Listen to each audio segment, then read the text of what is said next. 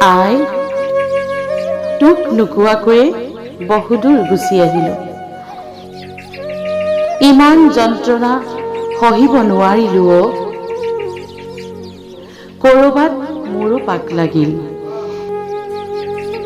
সেয়ে মৃত্যুৰ পথত বৰ কষ্ট পালোঁ। মৰণৰ বাটত তোৰ মুখখনিয়ে বৰকৈ আমনি কৰিছিল।